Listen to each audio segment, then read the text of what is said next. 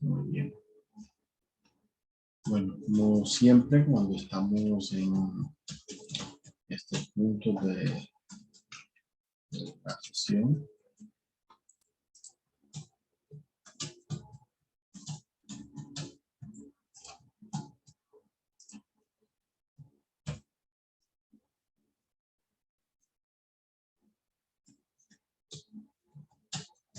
vamos iniciando aquí, siempre tengan en cuenta al estar en la sesión el tener primeramente una vista de las cosas más recientes que se han ido comentando. En este caso, como decíamos, lo más reciente, bueno, indicando la parte de la actividad de aprendizaje 2, cómo está organizada y también dando el enlace precisamente a esta sesión para aquellos que de pronto necesitan un acceso más sencillo a esa parte. Además de eso, usualmente estoy dando consejos al cierre de cada semana de aprendizaje y en intermedio de ellas también compartiendo información que les puede ayudar a desarrollar su participación en el curso. Entonces, no se descuiden en esa parte para que lo tengan mucho más sencillo de participar. Entonces, ya en este caso, vamos a ir viendo la parte del contenido del curso. Ya saben ustedes que es donde vamos a encontrar el acceso para entrar a todo lo que vamos a tener en la parte de aprendizaje. Y en esta ocasión vamos a estar viendo la actividad de aprendizaje número 2. En este caso, la actividad se llama What Happened. Bueno, el material de la actividad es el que vamos a tener aquí. Y en esta actividad de aprendizaje vamos a tener 4 evidencias. Una que es What did I do yesterday? Una actividad interactiva que se llama Telling a Story. Vamos a tener una evidencia que se llama Memorable Moments y un blog que se llama My Favorite Vacation. Todo esto dentro de la segunda actividad de aprendizaje.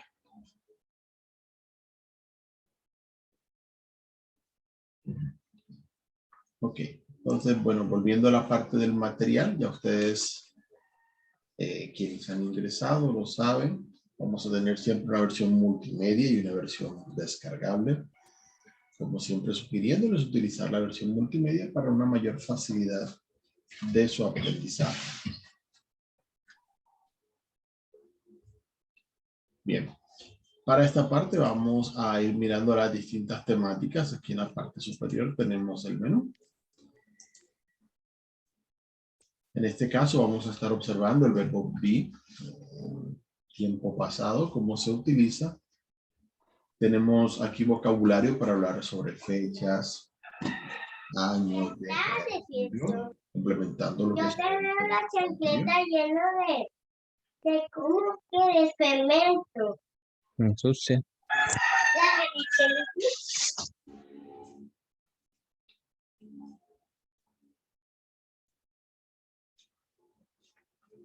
Ok, bien. Vamos a tener entonces, aparte del vocabulario relacionado con fechas, también un vocabulario que va relacionado con la parte de los conectores para indicar causas y motivos de distintas cosas. Y vamos a estar comparando, así como vemos el verbo be en tiempo pasado, cómo se utilizan los demás verbos en ese tiempo. Y para complementar, pues bueno, tendremos el vocabulario sobre aquellos momentos en pasado que recordamos mucho más, nuestros momentos memorables, y vocabulario sobre las vacaciones, que también es una de esas cosas que, aunque no tengan fecha específica, siempre las recordamos. Muy bien. En la parte del verbo be, haciendo un poquito de repaso sobre lo que se ha visto anteriormente, cuando lo utilizamos en tiempo presente siempre tiene 3 formas y eso es bueno recordarlo para aquellos que de pronto han sufrido un poquito con este verbo y cómo se utiliza. Entonces, no está de más hacerles una pequeña explicación en esa parte. El verbo be es uno de esos que, bueno, ha hecho sufrir a algunos. Por eso siempre me gusta dedicarle unos segunditos para hacer la explicación del tema, porque a veces no le toman de pronto el tiempo para aclarar cómo se utiliza. En el caso del idioma inglés, vamos a encontrar que el verbo be tiene tres formas. Una que es am, una que es are y una que es is. Vamos a tomar estas primeras aquí como ejemplo. Ustedes irán mirando todas las demás. Y siempre vamos a encontrar personas que se confunden con eso porque de pronto no estamos acostumbrados a esa parte, a cómo se utiliza. Aquí el problema de pronto para muchas personas no va tan relacionado con cuán difícil o cuán complejo o variado puede ser el verbo, sino al hacer la comparación con el español de pronto no tenemos mucha reflexión. Si uno mira que el verbo to be puede significar tanto ser como estar, nos damos cuenta que el verbo ser tiene distintas formas de escribirse. Soy, eres, es, somos, sois, son. El verbo estar lo mismo, estoy, estás, estamos, está, etc. Entonces, así como también los verbos en español tienen varias formas, así el verbo to be tiene varias formas de escribirse, solo que a diferencia de lo que se hace en español, tiene solamente tres formas distintas de escribirse. Vamos a utilizar am única y absolutamente para hablar de nosotros mismos en primera persona. I am. Siempre se va a encontrar am seguido, o bueno, después de I. Siempre van juntos. I am. Yo soy o yo estoy. No se utiliza para hablar de nada ni de nadie más, sino de uno mismo. La persona cuando habla de sí misma utiliza solamente I am. No hay más en ese caso. Por cierto, ahora que lo tengo resaltado aquí, la palabra I, cuando hablamos de yo, siempre debe ir en mayúscula. Es una característica del inglés y veo que a algunos se les ha olvidado, así que muy atentos por esa parte. Bien. Después de am, vamos a mirar is. Is suele ser o utilizarse para lo que llamamos la tercera persona. Algunos preguntan, ¿qué es eso de tercera persona? Creo que muchos lo han escuchado en sus estudios, en bachillerato. Siempre les enseñaban esa parte, pero no todos tenían claro exactamente qué es. Cuando yo estoy hablando, soy la primera persona de la conversación. Yo soy quien habla.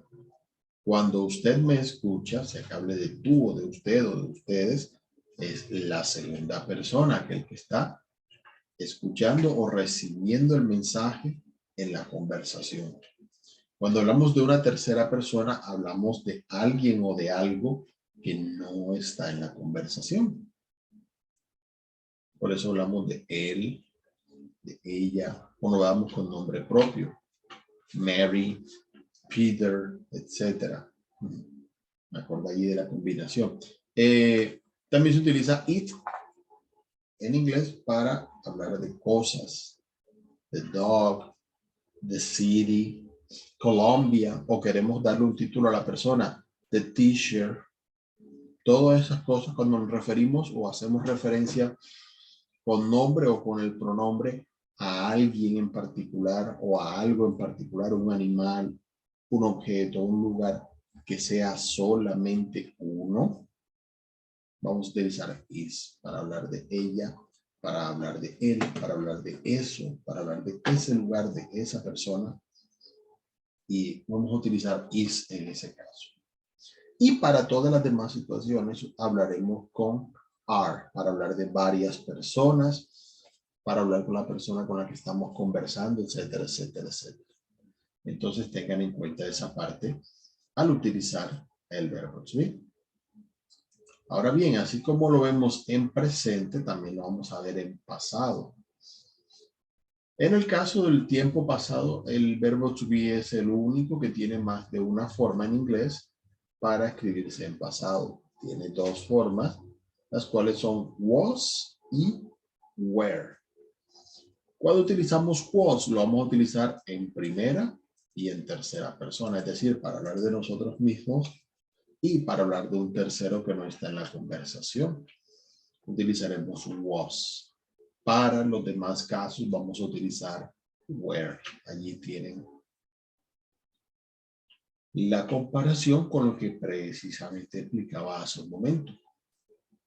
Los demás verbos en inglés solamente hacen diferenciación de la tercera persona y en el caso del verbo to be hay un poquito más allí de diferenciación.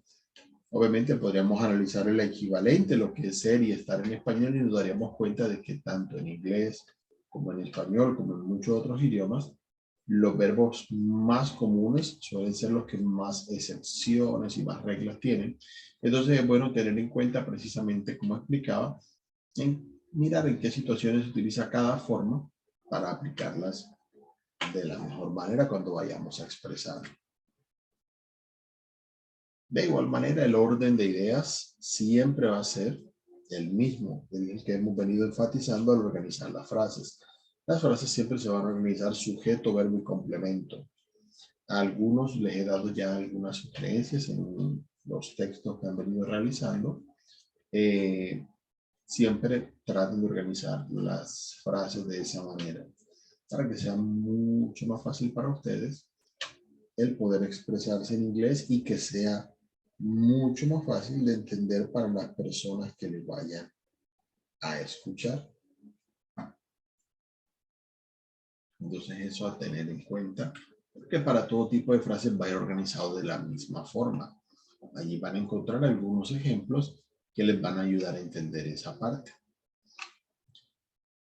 De hecho, aquí vamos a encontrar la frase negativa y simplemente lo que vamos a hacer para hacer la frase negativa es agregarle al verbo to be la parte del not. Si yo digo que yo no estaba en el supermercado, pues vamos a agregar sujeto, verbo y complemento, sujeto I, el verbo was, obviamente con la parte negativa, y luego el complemento at the supermarket. Bajo ese modelo podemos organizar todas las frases que necesitemos y sabiendo que en el caso del pasado vamos a utilizar was not y were not en las distintas situaciones para expresar nuestras ideas.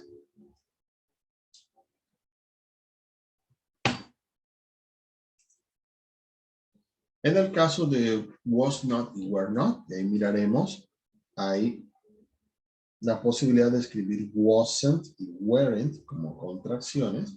Ustedes saben que la O del not suele ser la que se pierde y en su lugar colocan un apóstrofe como indicación de esa O que no se pronuncia.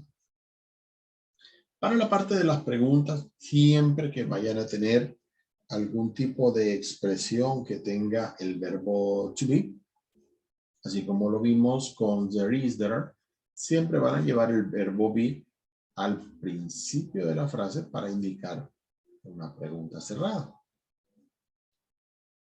Entonces, en este caso, was she at the supermarket? ¿Estaba ella en el supermercado? Y de la misma forma, como siempre lo explico, cuando una pregunta empieza de una manera determinada en inglés, debemos reutilizar para responder sí y no esa misma terminación. Como en este caso, empieza con was, con el verbo to be, entonces la respuesta también irá con el verbo to be y en pasado igualmente. Was she at the supermarket? Yes, she was, or no, she wasn't. Si solamente respondemos yes y no, ¿nos van a entender? Claro que sí, pero va a sonar raro a la persona que nos esté escuchando porque lo usual es que se repita el auxiliar o el inicio de esa pregunta que yo realicé. Entonces, la otra persona espera escuchar de ustedes, además de yes y no, la repetición del mismo verbo que aparece al principio de la frase. Entonces, vemos siempre esa confirmación para que tengamos claro la parte de la expresión de cómo hacemos que la otra persona comprenda lo que nosotros queremos decir. Yo sé que algunos se concentran más de pronto en entender lo que les dicen, pero también es importante responder bien para tener una buena conversación. Y como les decía, was not y were not pueden tener como forma de contracción wasn't y weren't. Para aquellos que tengan dudas en la pronunciación, recuerden que ya was y were las habíamos practicado. Entonces van a agregar el sonido de la N y el sonido de la T. En vez de decir not, va a quedar t. Es wasn't, wasn't. Lo mismo weren't. Quedan organizados de la misma manera.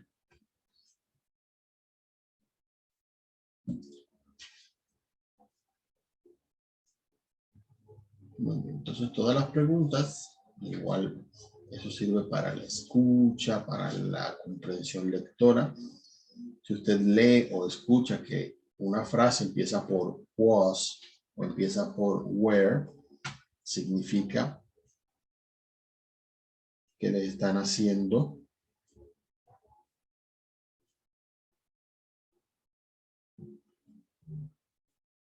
una pregunta y por lo tanto es importante saberla identificar para que sea obviamente mucho más sencillo su comprensión y de igual manera para expresarse de manera más acertada cuando tengan que utilizar estas frases.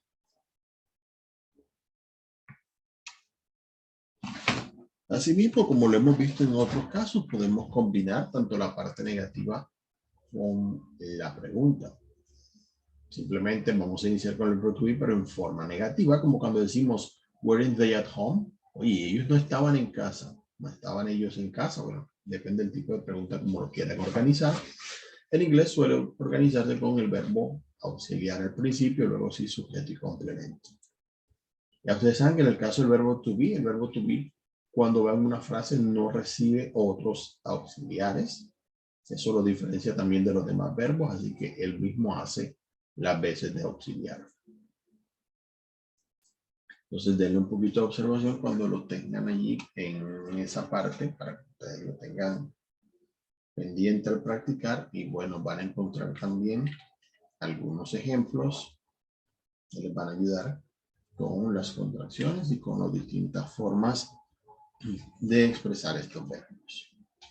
Muy bien, luego de mirar este verbo vamos a pasar a la parte de lo que son las fechas. Vamos a ver un poquito más de vocabulario en este caso y bueno, a tener en cuenta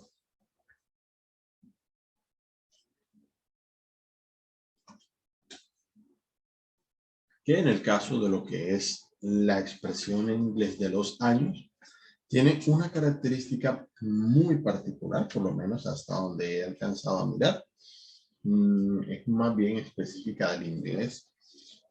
Cuando se escriben las fechas de los años, usualmente se van a organizar por grupos de dos. Es decir, vamos a decir las dos primeras y las dos últimas cifras de los años por separado. Vamos a empezar mirando la forma más común que la mayoría conocemos para referir a los años, y es los años del siglo XX. Si tengo, por ejemplo, 1983, primeramente tomaré las dos primeras cifras, que son 19, y las segundas, que son 83. Entonces diré las primeras en inglés, 19, y las segundas serán 83. Entonces, al decir en inglés 1983, diré simplemente 1983. Y de esa forma estaré haciendo referencia al año en particular. Puede parecer curioso, pero Si miramos en comparación a decir 1983, nos damos cuenta que es una forma más larga. Y si por algo se caracteriza el inglés, es por tratar de buscar siempre la manera más práctica de decir cada una de las cosas que quieren expresarse. Entonces, este es un gran ejemplo de esa parte. Cuando vayamos a decir fechas exactas del siglo, dividimos las dos primeras y las dos últimas.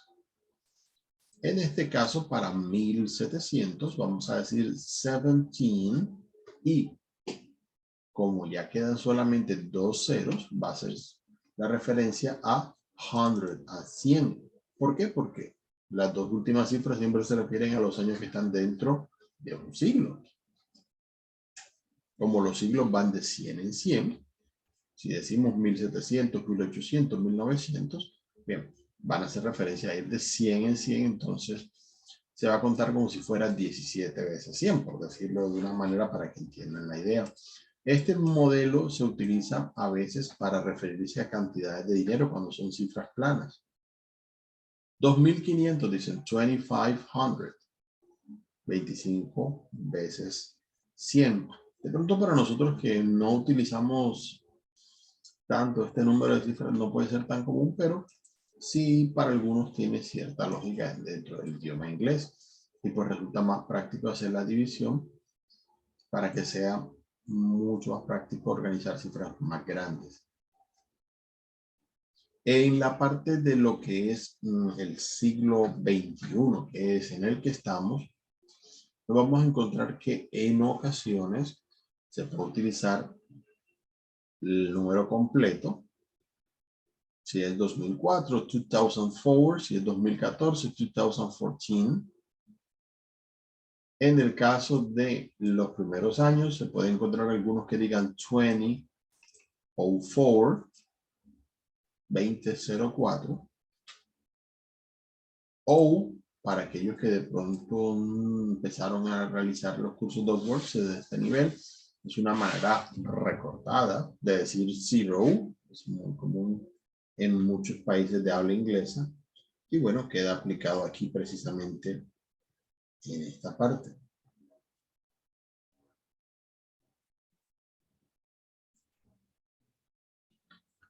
Ok, perfecto. En el caso, por ejemplo, de 2014, también se puede decir 2014, dividiendo los números ya en dos partes. En la parte del 2000 al 2009 es más común utilizar el 2001, 2002, 2003, etc.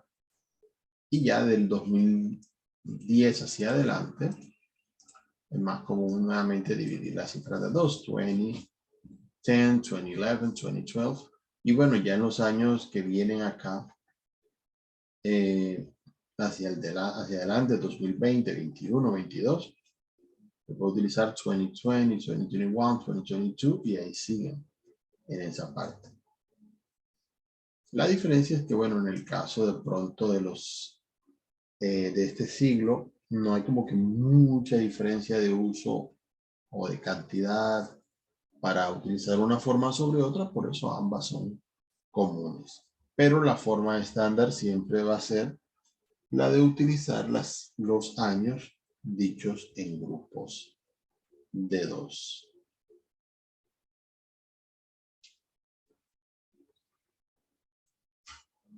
Ok, perfecto. Bien, para hablar de las fechas en este caso, vamos a tener allí algunas diferencias con las formas de decirlo. Debemos estar pendientes al momento de expresar las fechas sobre cómo lo vamos a decir. Si tenemos la fecha, por ejemplo, marzo 7 de 1600, se puede decir March 7th. Entonces, la T y la H tiene un sonido, ustedes saben, hacer la pronunciación F, sonido en inglés, que se coloca en la punta de la lengua y en la parte de atrás de los dientes para hacerlo. March 7th, 1600. Se puede también encontrar the 7th of March, es un poco más formal eso, el séptimo. Nosotros solamente utilizamos en español el primero de cada mes, pero no decimos el segundo, el tercero, el cuarto. Digamos que hemos cambiado un poquito en esa parte. El idioma inglés sigue teniendo presente esa forma de organizar las ideas. Bien. Si tenemos, por ejemplo, junio 22 del 39, vamos a encontrar the 22nd of June 1993 o June 22nd, depende a quien le pregunten. Acá tenemos December 15th, 2013. Podemos utilizar December the 15th, 2013 o December 15 solamente. Es una cuestión ya de formalidad e informalidad. También en este punto, antes de avanzar, tener en cuenta que esta organización de colocar el día, luego el mes y luego el año, se utiliza en la mayoría de países de habla inglesa, excepto en los Estados Unidos. Entonces, en el caso de Estados Unidos, cuando ustedes consigan fechas en formato numérico, va a estar organizado primero el mes, luego el día y luego el año. Por eso aparece de esta forma. ¿Okay? Ustedes ven que aparece primero junio, luego aparece 22. Si ustedes lo escriben en español, va a aparecer primero 22, luego 06 y luego 1939. Entonces, atentos a esa parte. Para hacer la aclaración, en este caso lo colocan en el formato que se utiliza en Estados Unidos. Pero para los demás países incluye no solamente por idiomas. Estados Unidos es prácticamente que la excepción a este formato de fechas que utilizamos siempre de día, mes y año. Bien. Cuando vayan a hablar de las fechas, es posible, como vieron, agregar el artículo de antes del día. Cuando vayan a utilizar la fecha, día y mes, pueden utilizar on para decir en tal fecha. Por ejemplo, aquí dice, yo nací el 29 de junio del 78. I was born on June 29th o June the 29th, 1978. Ahí está el ejemplo. Y si decimos, por ejemplo, today is May the 28th, hoy es mayo 28, ahí simplemente vamos a colocar el de antes del día. Ahí simplemente diciendo qué día es, no estoy utilizando el en como diríamos equivalente en español. Muy bien, para estos casos podemos utilizar distintas preposiciones, como por ejemplo on, lo vamos a utilizar para días, para fechas, así como lo vimos aquí, para hablar de un día en particular. Incluye el fin de semana, que cuenta como día, por así decirlo, es un tiempo de no trabajo, aunque sí, el sábado y domingo juntos son corticos, parece que fuera un solo día entre los dos. En eso sí estoy de acuerdo. Eso sí, vamos a utilizar en comparación in para hablar de meses, años, siglos y demás, mientras que on se refiere a un día en específico, in se refiere a periodos más grandes, usualmente cuando referimos a esta parte del tema. Ya sabemos que in también se puede utilizar para momentos del día, in the morning, in the afternoon. Y vamos a utilizar at para horas, que no aparece acá, pero para que lo tengan en cuenta, para horas y para la noche, que es at night. Ya a algunos les he dado esa sugerencia, no se les olvide que at se utiliza de esa forma. Como ya vimos que in puede ser utilizado para décadas, años, siglos, etc. Aquí vamos a ver una referencia a las distintas décadas. Podemos utilizar las decenas para referirnos, así como se hace en español los años 20, 30, 40, etc. A veces lo colocamos en plural, los 70s. En vez de decir los años 70, que son expresiones equivalentes, claro que sí. Asimismo, en inglés van a colocar en plural the 20s, the 30s, the 40s, the 50s, etcétera, etcétera, etcétera. Muchas veces se puede utilizar solo los dos números de la década con la letra S, 70s. Por ejemplo, para los años 70, va a ir de esa forma.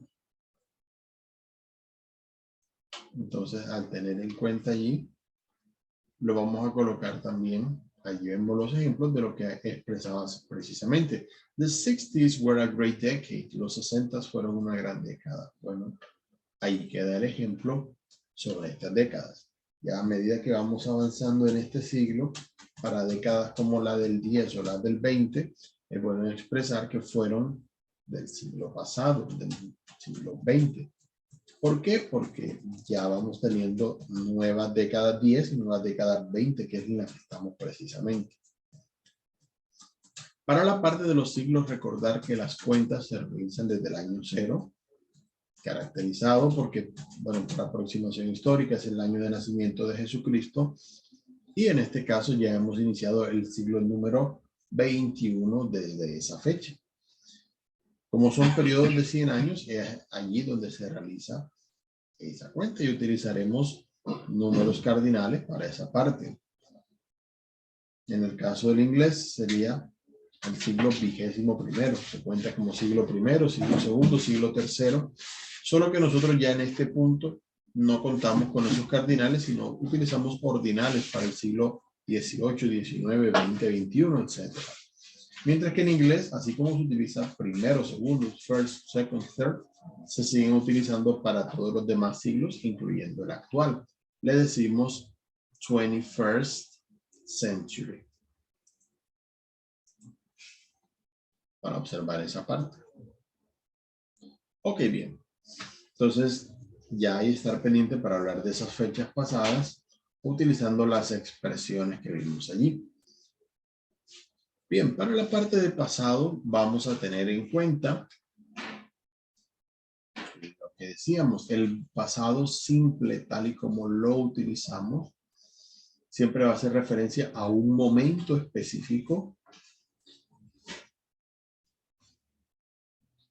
que está distanciado del presente, que podemos identificar como ya terminado. Es una acción que no tiene ningún vínculo con el momento actual, excepto por la indicación que damos de en qué momento ocurrió con respecto al presente.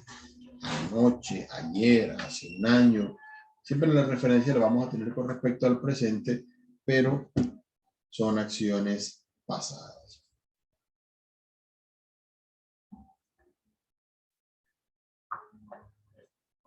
Muy bien.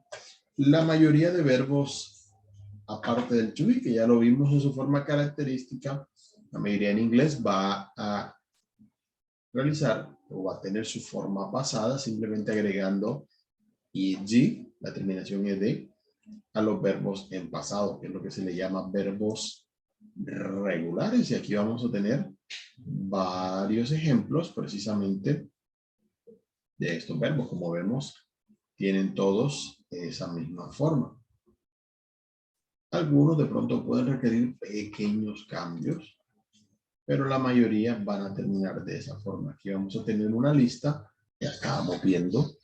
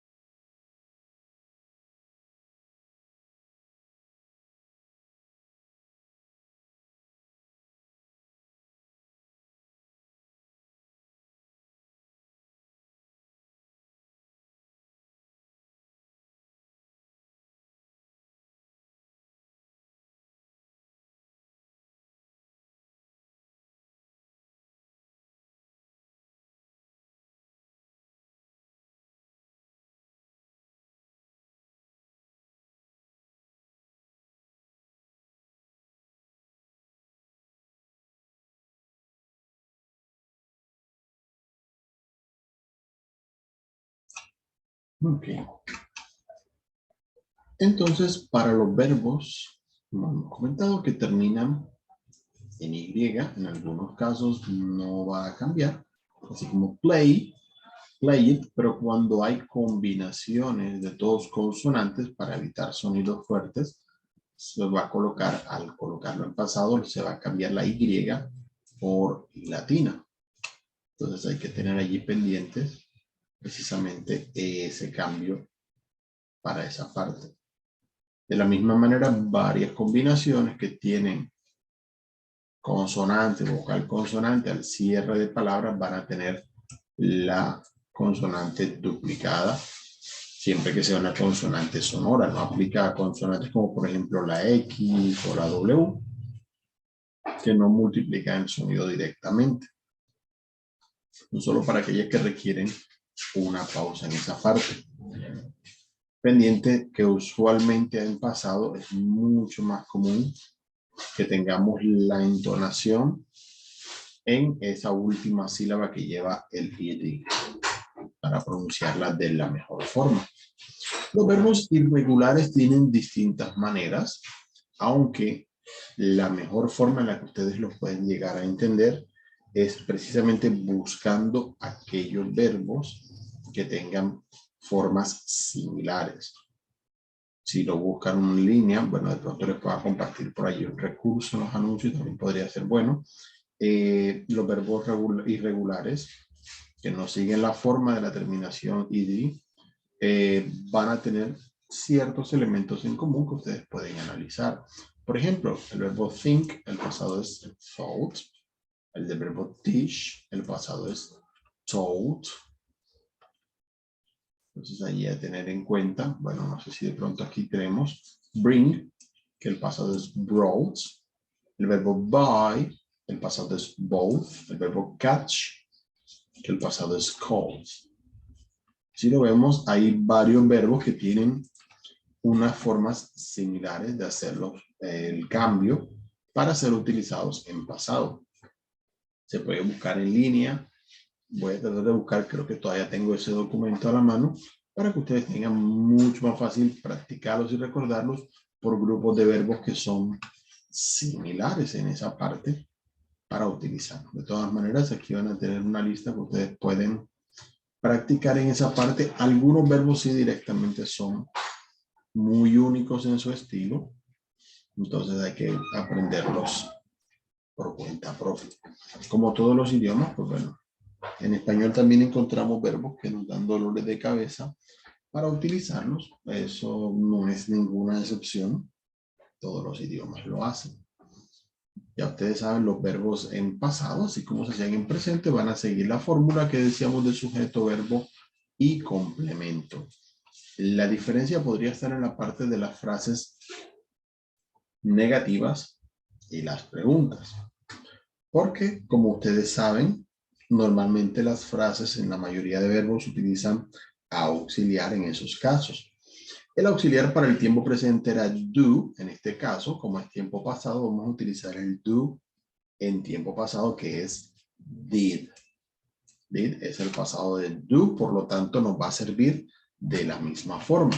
Como en este caso estamos hablando de frases negativas, va a ser did not, y con eso vamos a colocar la frase en negativo. Como ya did indica el pasado, entonces el verbo no necesita agregar el pasado nuevamente porque sería redundante. Ojo con esa parte.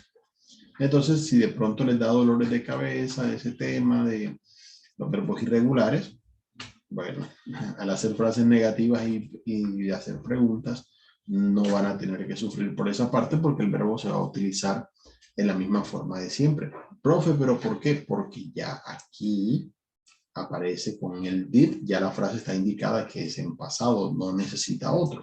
Y con el not, pues necesita la negación, ya no hace falta más. Entonces, pendientes allí. Si dice, no, yo no estudié inglés en el seno. Bueno, I did not study English at seno. Y aquí van a tener distintos ejemplos que ustedes pueden ir observando para esa parte. En la interrogativa, así como utilizábamos do y does en presente, vamos a utilizar did al inicio. Y nuevamente, clave para escuchar cuando la frase que nos dicen empieza por did, significa nos están haciendo una pregunta de algo pasado. Y ahí identificamos inmediatamente. Y el verbo, pues obviamente, al haber ya la indicación con el did de que es pasado, el verbo no necesita colocarse en pasado, sino solo en presente. Así que la parte de verbos regulares e irregulares, pues solamente hay que tenerla en cuenta si estamos haciendo frases afirmativas. Es el único punto donde de pronto nos vamos a tener que esforzar para esa parte. Ok, en la siguiente sección vamos a encontrar memorable moments. Tenemos aquí un vocabulario que podemos utilizar sobre eventos memorables. Allí aparecen expresados. Vamos a tener aquí que nos pueden hablar de, por ejemplo, al nacer. When were you born? Born, que es nacer en español. Siempre lo vamos a utilizar con el verbo to be born, pero mayormente va a ir en pasado. ¿Por qué? Porque siempre uno pregunta por los que son nacidos ya. Entonces, ojo con eso. Sí, salvo alguna excepción que vayamos a preguntar por el que está a punto de nacer o algo así. De resto, usualmente se va a utilizar en pasado. Yo nací. Uno dice yo nazco. Entonces, I was born para decir cuándo nació. Oh, when did you start school? Iniciaron el colegio. When did you finish? También para aquellos que ya terminaron de estudiar. When did you fall in love? Cuando se enamoró. En el inglés uno cae en amor. Y bueno, le creo a esa parte. Where did you do your undergraduate studies? O a veces van a encontrar where did you do your degree? Cuando le hizo su grado o título. En inglés no se habla de carrera, sino de degree para esa parte. When did you get married? Cuando se casó. Es una posibilidad y es un evento muy memorable. What was your first job? ¿Cuál fue su primer empleo también? Aquellos que ya han trabajado. Algunos, bueno, me han ayudado en casa. También son si hay negocios familiares y demás. When did you buy your house? Cuando compró su casa o apartamento, etcétera. When did you retire? Si la persona ya no va a trabajar más y se retira. Bien merecido a aquellos que lo logran. Aquí vamos a tener todo ese resumen. Be born, start school, finish school, fall in love, como les decía, get a degree, tener un título, get married, casarse, get a job, también para ese caso, un empleo, have children también, para aquellos que los tienen, saben que es muy importante las fechas en las que se tienen los hijos, buy a house or retire, todo ese vocabulario aparece allí indicado. Es bueno que lo puedan seguir, escucharlo, leerlo para que ustedes puedan expresarse sobre esos momentos importantes que ha habido en la vida. Muy bien, vamos a dedicar unos momenticos a hablar sobre los conectores, esas frases con las que podemos expresar precisamente ideas para complementar una primera frase. El primero de ellos que vamos a utilizar es but, cuando queremos comparar dos cosas, una positiva y una negativa, en cualquier orden. Si las dos cosas de la frase son positivas o las dos son negativas, pues no vamos a utilizar but, obviamente. Como el pero en español, esa es la traducción literal en este caso y pues bueno, aplica exactamente de esa misma forma. Entonces, por ejemplo, Andrea is rich, but Carol is poor. Cosas opuestas, positivas y negativas. En ocasiones se puede utilizar para cosas de igual importancia, pero que son completamente diferentes. I play the guitar, but she plays the flute. Son cosas muy aparte una de otra, bien detalladas, así que bueno, hacemos la diferenciación con but en ese caso. Podemos utilizar so para indicar la consecuencia, el resultado de algo. Se podrá traducir como por eso, entonces, así, bueno, así que sería la forma allí. Oh, he's very smart, so he got the job. Él es muy inteligente. Por eso obtuvo el trabajo. Es el resultado de algo. O la consecuencia, oh, I didn't go to work, so I got fired. No fui a trabajar y por eso me despidieron. Ahí está. Causas y consecuencias. En algunas ocasiones vamos a utilizar because para indicar la subordinación, es decir, indicar una frase que, bueno, por sí sola significa algo, pero que simplemente no se utiliza sola porque va a ser el complemento de otra frase. Entonces aquí tenemos, vamos a leer este primer ejemplo. I didn't go to school because I was sick. No fui a la escuela porque estaba enfermo. Entonces, en este caso, because indica la causa, el motivo de lo segundo, pero por sí sola no da la idea completa. Entonces, I was sick. Y luego allí sí, I didn't go to school. En este caso, lo que colocamos con because siempre va a ser lo que pasa primero. ¿Cuál es la razón por la que ocurre la acción principal de la frase? Pero le estamos dando énfasis a la consecuencia, pues va al inicio de la frase.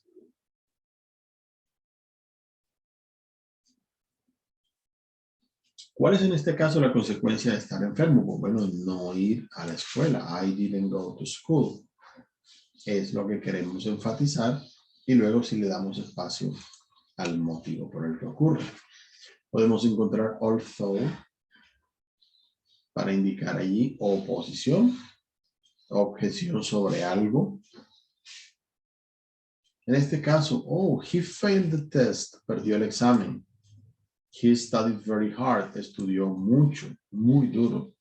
Usualmente eso llevaría a ganar el examen. Entonces, al ser un resultado opuesto, vamos a utilizar although. Although en español se puede utilizar como aunque, a pesar de eso, siempre indicando un resultado opuesto o diferente a lo esperado. Entonces, ahí a tener en cuenta con los ejemplos que vamos viendo en esta parte. Muy bien, el vocabulario de vacations tenemos que tener en cuenta primeramente, en inglés las vacaciones, como podrán ver en el título, nunca van en plural. En inglés hay vacation. Es que si uno se va de vacaciones, ¿de cuántas vacaciones se va? En ese puntico en particular le doy un poquito más la lógica al inglés. Uno no se va de 3, de 4 vacaciones. Ay, ojalá las dieran juntas. Bueno, en fin. Usualmente uno se va a un tiempo específico de vacación, sea corto o sea largo. Entonces, en inglés, vacation siempre va a ser singular. Si utilizamos el equivalente holidays, que es más común en inglés británico, ese sí va en plural porque se refiere a días libres. Entonces, bueno, los días sí se pueden contabilizar. Entonces, en inglés, lo común es decir, I am on vacation. Vamos a ir viendo unos vocabularios relacionados con vacaciones. Podemos utilizar medios de transporte. Usualmente vamos a utilizar by para referirnos a cómo nos trasladamos. Vamos a pie. You can go by foot. En auto, by car. En tren, by train y así sucesivamente.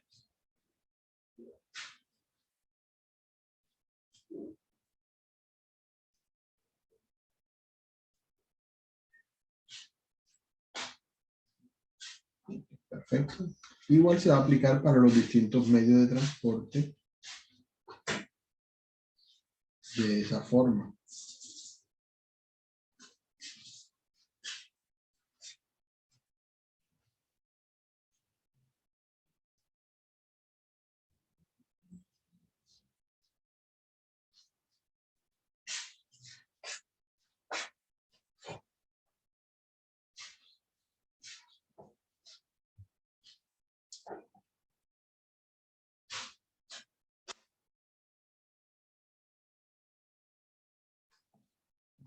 Bien. También podemos encontrar by boat, si la persona va en barco, by airplane o simplemente by plane. También lo vamos a encontrar para quienes viajan en avión. Ahí está el vocabulario. Algunas actividades que podemos hacer, por ejemplo, jet skiing. Usualmente cuando damos el nombre de la actividad es común que en inglés termine en ing cuando tomamos un verbo y lo convertimos en un sustantivo o en un nombre de algo. Tenemos canoeing, surfing para aquellos que lo han practicado, swimming para la natación, sunbathing, tomar el sol, scuba diving, el buceo, que es una de las actividades acuáticas que más están pendientes las personas. Tenemos fishing, por ejemplo. Allí por ponerle algunos ejemplos, actividades que se pueden hacer cuando uno va de viaje a la playa, al mar, etc. Y vamos a terminar teniendo allí algunas preguntas que podemos encontrar a la hora de vacaciones. Usualmente hablar de what you do, lo que haces, where you go, a dónde vas, where you stay, dónde se quedan, book o make a reservation, para hablar de las reservaciones se puede utilizar el verbo book, es decir, registrarse en el libro, sería más o menos la idea. Enjoy, para hablar de las cosas que disfrutó. How did you get there, cómo llegar a ese lugar. Who did you travel with, con quién viajaron. Y muy importante, el clima, what was the weather like. Espero que ya puedan ir repasando después esa parte. Ahora, para el resto de secciones, en la contextualización nos vamos a encontrar un texto que podemos ir siguiendo. Va a hablar de algunas actividades diarias, va a utilizar expresiones de tiempo, actividades cotidianas que pasaron en ese día. Y luego vamos a tener unas preguntas sobre esa parte. Nos van a preguntar en comprehension, true or false, sobre las distintas cosas que estuvimos siguiendo en el texto. Así que estén atentos para responder adecuadamente. En la Practice 1 vamos a encontrar 4 ejercicios. El primero de ellos nos va a colocar aquí la forma del verbo to be, pero en pasado. Vamos a utilizar was para hablar de nosotros mismos o para hablar de otras personas, que sea solamente una la referencia o un solo objeto. Y vamos a utilizar were para los demás casos. Entonces vayan siguiendo las distintas frases para ir verificando si lo hacen adecuadamente. En el ejercicio B van a utilizar la forma correcta, la van a seleccionar entre las opciones, sea was, wasn't, were, weren't, según ustedes consideran que debe ir en ese caso.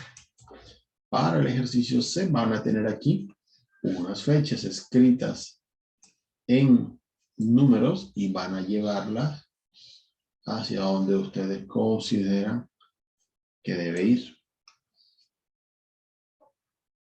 con la parte correspondientemente en letras. En el caso de la parte D, van a tener aquí un audio. Hacen clic en el botoncito play que está allí a la derecha y luego de escuchar van a responder la pregunta seleccionando la opción correcta, obviamente basados en lo que escucharon. Vamos a la práctica número 2. En ella también tenemos 4 ejercicios. En este vamos a recordar un poquito los verbos que vimos ahorita y lo vamos a colocar en pasado. Nos va a ayudar mucho con la memoria. Ahora bien, para el ejercicio B vamos a tener algunas frases. Faltan los verbos, allí están los espacios. El verbo está entre paréntesis. En su forma básica, ustedes lo deben escribir en pasado en el cuadrito correspondiente. El ejercicio C, por su parte, va a tener algunos verbos que arriba están. Ustedes simplemente los van a arrastrar para colocarlos en la frase que lo necesiten. Y en el ejercicio D,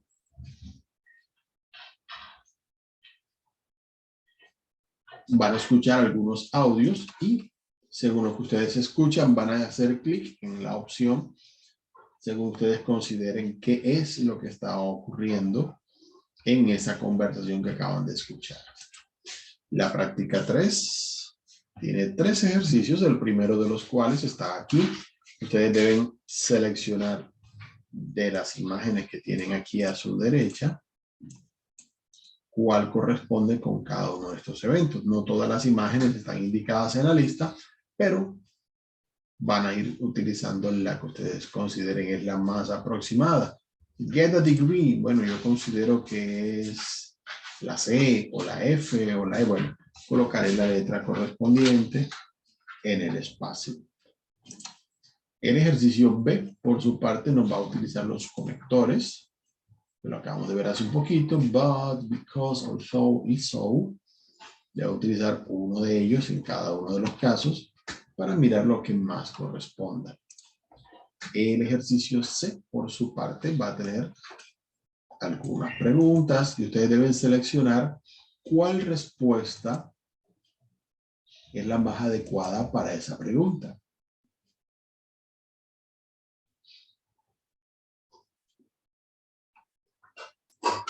La práctica de pronunciación, por su parte, va a tener 4 secciones, la primera de las cuales va a hablar de la parte de los sonidos de vocal, los diptongos, para ser más específicos. Entonces, O como en took o put, U como en new o shoes, y U como en come y shrunk. Vamos a tener aquí la posibilidad de diferenciar estos sonidos. Escuchen bien, hagan clic en el botón play de cada una de las palabras. Traten de mirar cómo se pronuncia, contrastarlos. Y luego en el ejercicio vamos a practicar un poquito, escuchando los sonidos y arrastrando las palabras hacia el sonido de vocal que estemos escuchando en ese caso.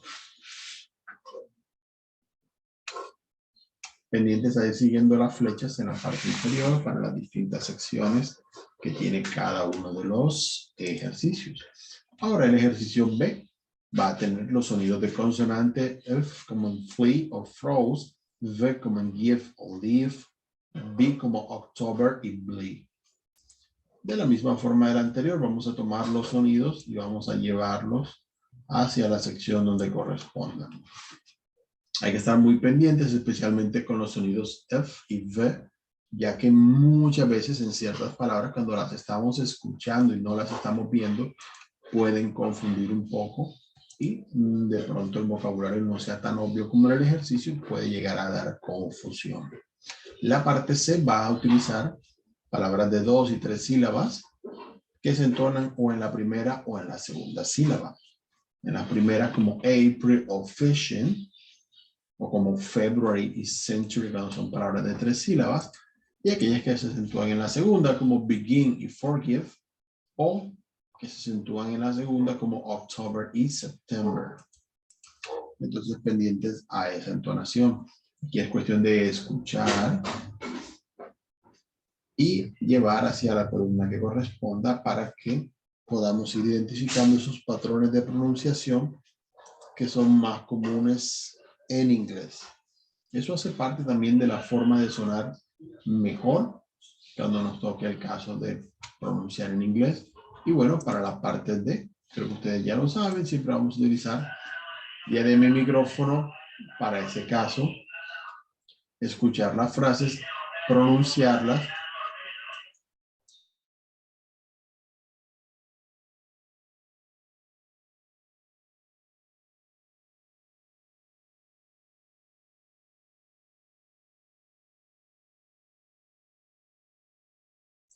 Muy bien, ustedes van a tener aquí el botón play para escuchar las frases y el micrófono para grabar su voz y comparar precisamente lo que ustedes han grabado con lo que ustedes han escuchado en esa parte. Eso les va a servir de mucho en esto al momento de tener mayor precisión al hablar.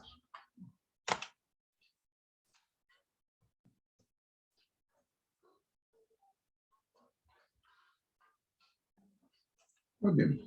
Ahora, una vez ustedes estudien el material, van a pasar a la parte de las evidencias. En este caso, las evidencias que vamos a tener van a ser 4, como les decía. Vamos a tener la primera, que es What did I do yesterday? Ustedes van a descargar el documento y van a escribir, siguiendo el ejemplo. Pueden utilizar toda la creatividad necesaria hablar de lo que hicieron el día anterior, lo que hicieron ayer. Van a utilizar obviamente las frases en pasado simple, sea afirmativa o negativa, y ustedes miraron las formas. Luego lo envían, hacen clic en el enlace, ver evidencia, y envían el archivo ya con sus respuestas realizadas. En el caso de la actividad interactiva, esta se llama Telling a Story. Aquí aparece. En este caso, los personajes que aparecen allí van a tener un relato y basados en lo que aparece en el relato, ustedes van a ir haciendo clic en la opción y van a ir seleccionando cuál es la forma más adecuada en cada uno de los casos para ir completando la historia y de esa manera poder completar la actividad interactiva. Muy bien, la siguiente va a ser Memorable Moments. En este caso se nos va a pedir que grabemos un archivo de audio en el cual ustedes van a responder las preguntas. Aquí tienen un ejemplo por si acaso.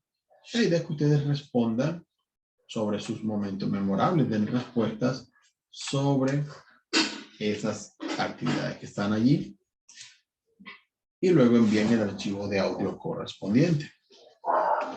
Bien, en la última de las evidencias van a ir al blog My Favorite Vacation. En este caso el blog les va a permitir hablar sobre lo que hayan hecho en sus vacaciones pasadas. Así que pendientes a esa parte y ustedes pueden utilizar todo el vocabulario que hemos visto, actividades, lugares, fechas, y si lo desean pueden colocar imágenes